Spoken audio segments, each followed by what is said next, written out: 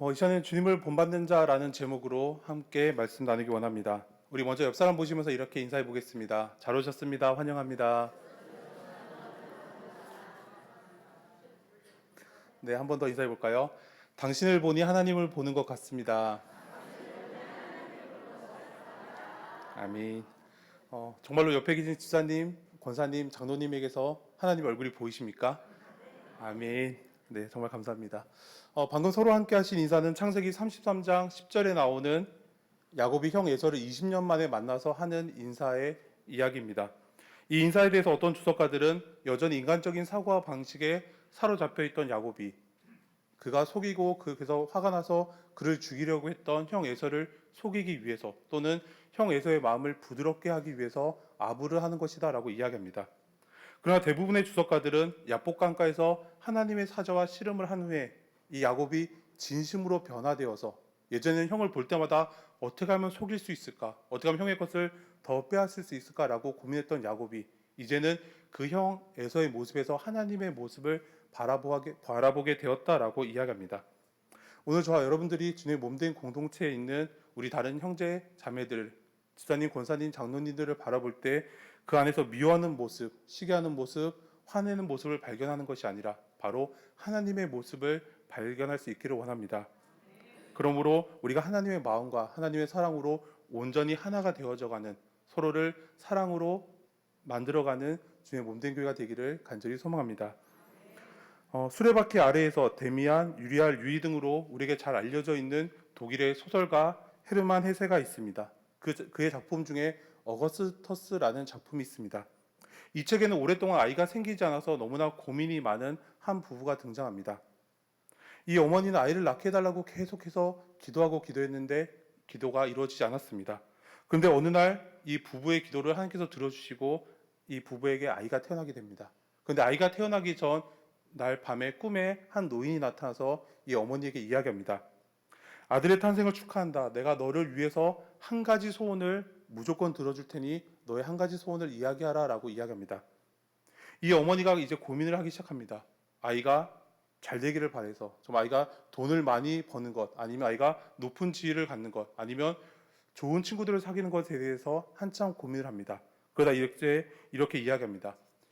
태어날 이 아이가 모든 사람들에게 사랑받는 아이가 되게 해주세요라고 이야기합니다. 여러분들이 생각하시기에 이 엄마의 소원이 이루어졌겠습니까? 그리고 이 엄마의 소원이 정말 좋은 소원이었을까요? 엄마의 소원은 그대로 이루어졌습니다. 아이는 자라면서 만나는 모든 사람들에게 사랑을 받는 아이가 되었습니다. 학교에 가면 선생님에게 친구들에게 사랑을 받고 길거리에 가도 만나는 모든 사람들이 사랑을 하는 너무나 귀한 사랑의 아이가 되었습니다. 그런데 이것이 정말 행복한 삶이었을까요? 이것은 결코 행복한 삶이 아니었습니다. 이 아이는 사랑을 받기는 했는데 사랑을 베풀지는 못하는 아이가 되었습니다. 결국에 자기 중심적인 사람이 되었고 결국에 이기적인 사람이 되었습니다. 그래서 그가 노인이 되었을 때 그의 곁에는 아무도 없는 너무나 외롭고 비참한 삶을 살게 되었습니다. 외로운 노년의 삶을 살던 어느 날 그 노인이 다시 나타나서 이 어거스터스에게 이야기합니다. 너의 삶에 만족하느냐? 그러자 어거스터스가 고개를 저으면서 아닙니다 라고 이야기합니다. 그러자 노인이 다시 이야기합니다. 내가 나에게 한 가지 소원을 이야기하면 내가 반드시 들어주겠다. 어거스터스가 뭐라고 이야기했을까요? 어거스터스는 단 한순간도 망설이지 않고 이야기합니다. 모든 사람에게 사랑을 받으며 사는 사람이 아니라 사랑을 베풀어주는 사람, 사랑을 나누어주는 사람이 되게 해주세요라고 이야기합니다. 이와 같이 사랑은 받기만 하는 것이 아니라 주는 것입니다. 주는 수고와 희생을 통해서 사랑의 열매가 아름답게 열리게 되는 것입니다. 그러면 오늘 우리들도 이웃을 향해서 먼저 따스한 손을 내밀 수 있기를 원합니다. 먼저 안아주고 먼저 사랑의 인사를 나눌 수 있기를 원합니다. 그러므로 오늘 저와 여러분들이 우리 이웃들을 향한 축복의 통로, 사랑의 통로가 되시기를 간절히 소망합니다. 오늘 우리가 함께 읽은 데살로니가 전서는 바울이 고린도 교회 주 50년 또는 51년에 쓴 편지입니다. 신약 24권 중에서 가장 먼저 기록된 편지입니다. 이 데살로니카라는 도시는 당시에 콘스탄티노플과 로마와 더불어서 가장 중요한 3대 도시 가운데 하나였습니다. 그리고 이 데살로니카는 로마 전역에 있어서 동방과 서방을 이어주는 도시의 그 도로의 중심 역할이었습니다. 그리고 항구가 있었고 매우 중요한 행정적 그리고 군사적 요충지였습니다. 또한 이 데살로니카에는 술의 신이며 쾌락의 신인 디오니소스를 섬기는 신전이 있었습니다. 우상 숭배가 강했고 성적인 타락이 매우 만연했던 도시 가운데 하나였습니다. 그러나 바울의 입장에서 생각했을 때 예루살렘에서 시작된 복음이 땅끝까지 이르기 위해서 이 데살로니카라는 도시가 너무나 중요했습니다. 왜냐하면 이 데살로니카의 복음이 전파되어야지만 바로 로마 전역으로 복음이 증거될 수 있었기 때문입니다.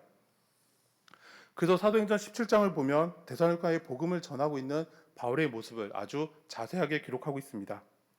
바울은 그의 제2차 전도여행 중에서 실라와 디모데와 함께 이 마게도냐에서 가장 커다란 도시였던 데살로니카에 도착합니다. 그리고 그곳에서 3주 정도 야손의 집에 머물면서 예수 그리스도의 복음을 증거하기 시작합니다. 그리고 이때 경건한 헬라인의 큰 무리와 유대인 중에서 경건한 과부들이 이 복음을 받아들이고 예수님을 믿기 시작합니다.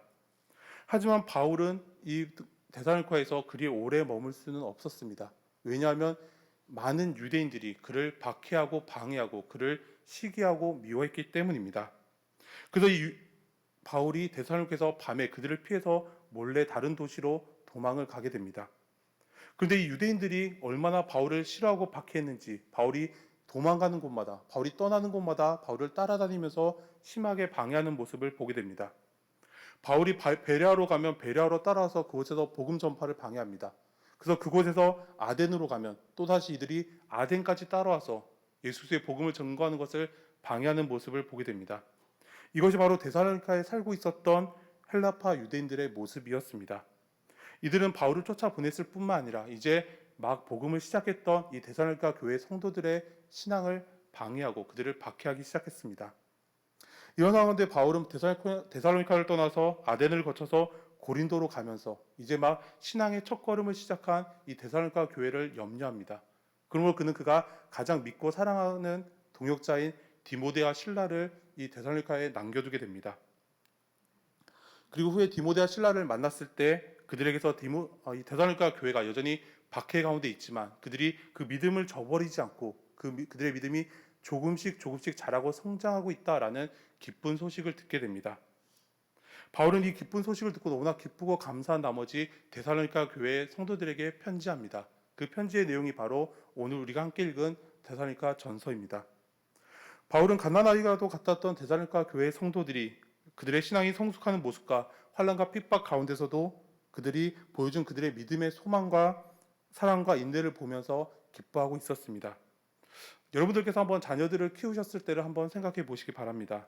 여러분들도 잘 아시는 것처럼 저희 집에는 저를 꼭 닮은 아이가 한 명 있습니다. 근데 이 아이가 어릴 때를 생각해 보면 항상 울기만 했습니다. 배가 고프다고 울고 젖을 달라고 울고 기저귀를 갈아달라고 울고 춥다고 울고 덥다고 울고 땅에 눕혀놨다고 울고 항상 울기만 하는 아이였습니다. 근데 시간이 지나면서 스스로 뒤집기를 하더니 스스로의 힘으로 일어나기 시작합니다. 걷기 시작하고 뛰기 시작하고 이제는 자기의 입으로 큰 소리로 아빠 아빠 하고 부르기 시작합니다. 이 아이의 모습을 볼 때 부모인 저의 마음이 얼마나 기쁜지 모르겠습니다. 근데 지금 이제 좀 컸다고 해서 자기 주장도 생기고 고집도 생기고 이제 아빠가 이야기하면 듣지 않고 아빠와 다투기도 합니다. 근데 마찬가지로 데살로니가 교회 영적인 부모였던 이 바울의 모습이 바울의 마음이 얼마나 기뻤을까 생각해 보았습니다. 그가 이곳을 어쩔 수 없이 떠나면서 남겨뒀던 디모데와 실라를 만났을 때 그들로 하여금 이 교회가 너무나 힘들고 어려운 상황 가운데 있지만 그들의 믿음이 자라나고 있다는 소식을 듣고 그들이 박해 가운데 있지만 그들이 더욱더 하나님을 굳게 찾고 예배한다라는 소식을 들었을 때 이 바울의 마음이 얼마나 기쁘고 감사했을까라고 생각해 보았습니다. 이렇게 기쁨과 감사가 넘치는 바울의 마음이 이 편지 속에 자세히 기록되어 있습니다. 바울은 데살로니가 교회의 본이 되는 믿음과 신실한 봉사 그리고 인내심 있게 굳게 서는 것과 기쁜 마음에 대해서 기쁨이 넘치는 기쁨에 대해서 그들을 칭찬하고 있습니다. 바울은 데살로니가 교회 성도들에게 그들이 새롭게 발견한 예수 그리스도를 향한 믿음 안에서 더욱더 성장하며 더욱더 열심히 서로 사랑하고 항상 기뻐하고 기도하고 감사하라라고 권면하고 있습니다. 그리고 바울은 이 편지의 마지막에서 이제 곧 재림하실 예수님에 대해서 이야기하면서 예수님의 재림이 모든 살아있는 자와 죽은 자에게 위로가 되고 기쁨이 된다라고 말씀하고 있습니다.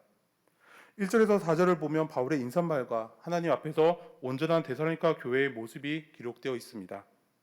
우리가 앞에서 살펴본 것처럼 바울은 그의 동역자인 실로아노와 디모데와 함께 데살로니가 교회에 편지하고 있습니다.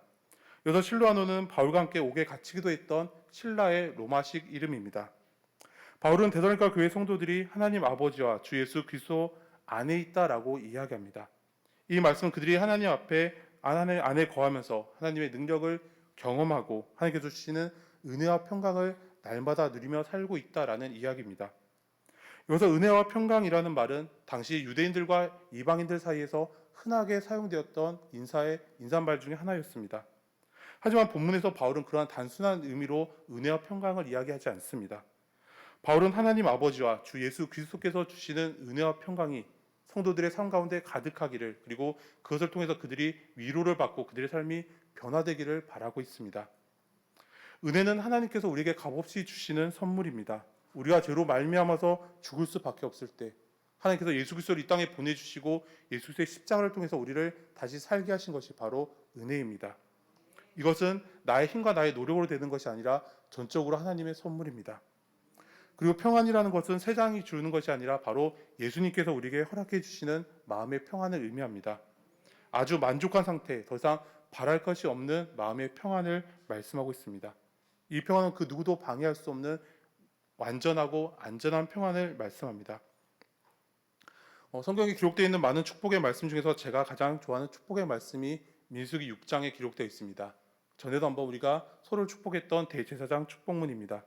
우리 지난번처럼 한번 두 분씩 짝을 지어주시고 우리 영상을 통해서 우리 대제사장 축복문 함께 다시 한번 더 서로 고백했으면 좋겠습니다. 혹시 우리 두 분씩 한번 짝을 지어주시고요. 옆에 분 손을 잡으셔도 좋고 서로 이렇게 손을 가르쳐주셔도 좋고 해서 여러분이라는 표현 대신에 우리 옆 사람 성함을 부르면서 함께 축복해 보겠습니다. 저는 2층에 계신 우리 하승주 사무장님, 이제 오늘 밤이 지나면 아이 아빠가 되실 건데 우리 사무장님 축복하면서 우리 옆 사람 함께 축복해 보겠습니다.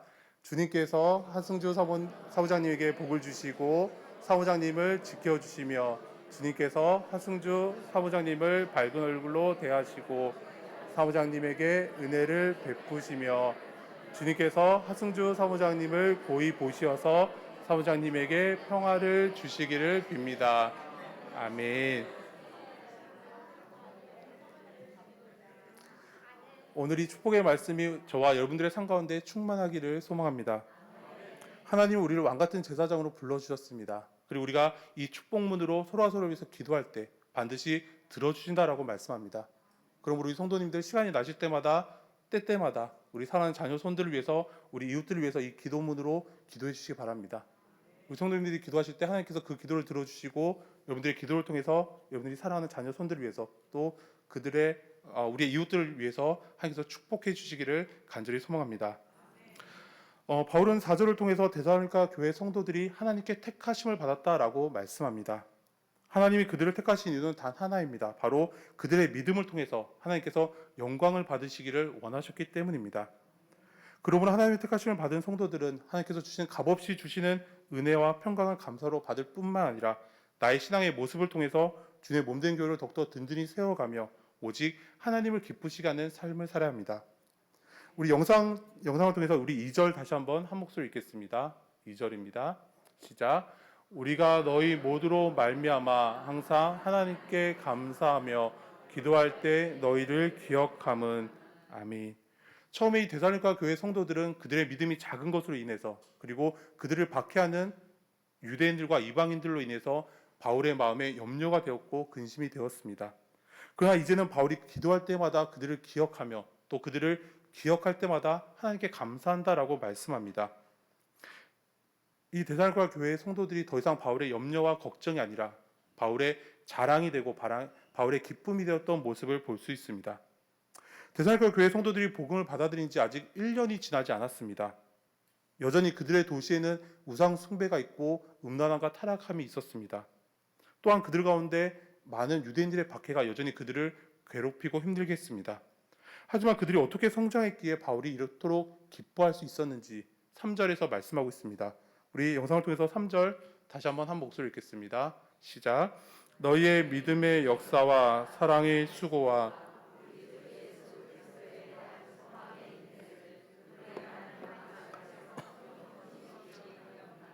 아멘.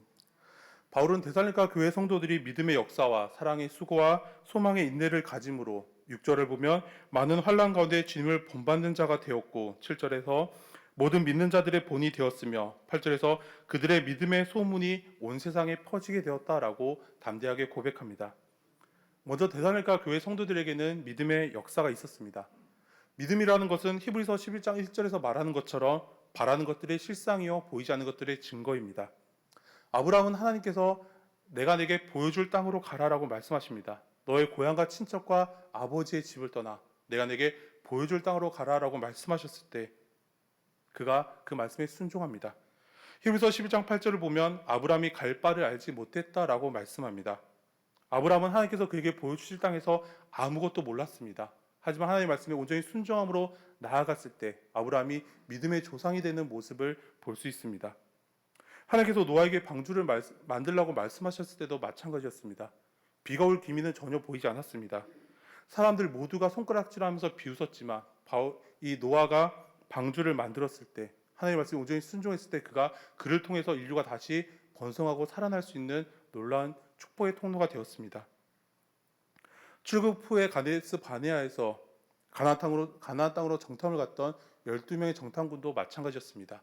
그들이 하나님의 은혜로 그 약속의 땅 가나안을 맨 처음에 밟았지만 그들 가운데 10사람은 눈에 보이는 것만을 보고 두려움과 절망 가운데 우리가 그들에게 가면 우리는 죽을 수밖에 없다라고 좌절합니다.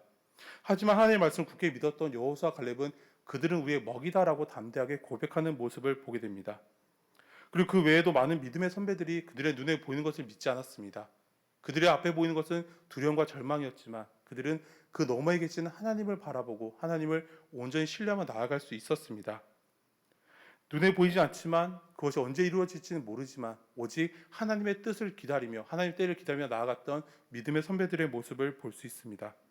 오늘 우리들도 하나님의 말씀을 아는 것에서 그치지 않기를 원합니다. 나에게 믿음이 있다라고 고백하는 것에서 그치는 것이 아니라 우리가 행동하며 실천할 수 있기를 원합니다. 그러므로 데살로니가 교회의 성도들처럼 믿음의 역사가 우리의 삶 가운데 온전히 나타날 수 있기를 소망합니다. 두 번째로 데살로니가 교회 성도들에게는 사랑의 수고가 있었습니다. 사랑의 본질은 수고하며 희생하는 것입니다. 부모가 그 자식을 사랑하기 때문에 자신의 모든 것을 주고도 더 주고 싶어서 발버둥 치게 됩니다. 이처럼 아낌없이 주는 것이 바로 사랑의 수고입니다. 우리가 잘 알고 있는 알버트 슈바이처는 사랑은 모든 생명에게 관심을 가지는 것이며 사랑은 동정하는 것이다 라고 말씀합니다. 그래서 그는 철학자이고 목사이고 음악가이고 의사였던 그가 누릴 수 있었던 세상의 모든 것을 내려놓고 아무것도 없던 오지인 아프리카로 가서 그의 삶을 온전히 하나님께 드리며 헌신했던 모습을 보게 됩니다. 또한 칼빈은 사랑에 대해서 많은 사랑은 혀끝에 있고 참사랑은 손끝에 있다라고 이야기합니다. 다시 말해서 행함이 없는 사랑은 죽은 것이다 라는 말씀입니다. 우리 영상을 통해서 야고보서 2장 15절과 16절 한 목소리로 읽겠습니다. 야고보서 2장 15절과 16절입니다. 시작. 만일 형제나 자매가 헐벗고 일용할 양식이 없는데 너희 중에 누구든지 그에게 이르되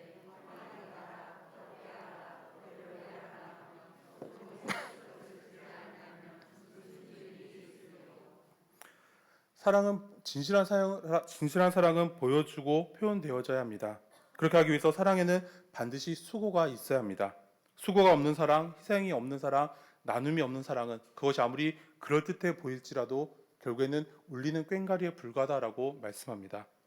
그러므로 행함과 진실함과 수고함으로 오직 예수 그리스도의 사랑을 실천하시는 저 여러분들이 되시기를 소망합니다.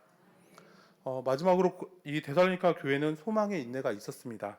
철학자인 에리 프롬은 인간을 호모 에스페란스라고 이야기합니다. 에스페란스는 라틴어로 소망이라는 이야기입니다. 다시 말해서 인간은 소망을 가지고 사는 존재다라는 표현입니다. 소망이 있는 사람은 아무리 힘들고 어려운 일을 만나도 인내할 수 있고 참을 수 있습니다. 소망이 있는 사람의 얼굴에는 항상 미소가 있고 기쁨이 그의 삶을 떠나지 않습니다. 이처럼 소망은 우리에게 큰 힘을 주고 용기를 주는 것입니다. 그런데 오늘 본문에서 말씀하는 소망은 이러한 소망보다도 훨씬 더 크고 영원한 소망입니다. 바로 하나님 나라의 소망이고 예수 그리스도의 다시 오심을 기다리는 소망입니다. 우리 영상을 통해서 10절 다시 한번 한 목소리로 읽겠습니다. 10절입니다.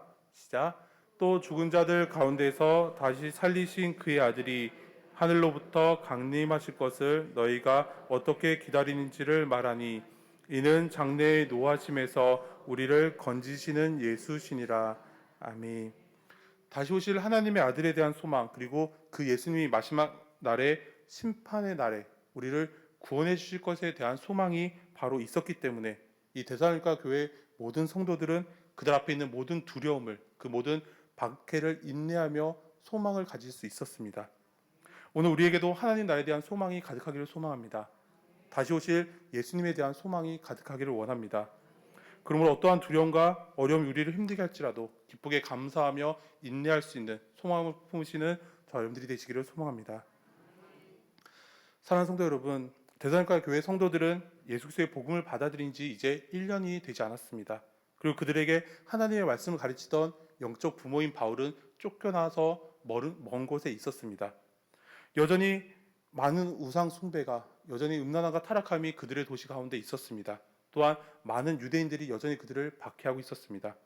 그러나 그럼에도 불구하고 그들이 믿음의 역사를 가지고 사랑의 수고와 소망의 인내를 가졌을 때 그들은 환난 중에 주님을 본받는 자가 되었습니다.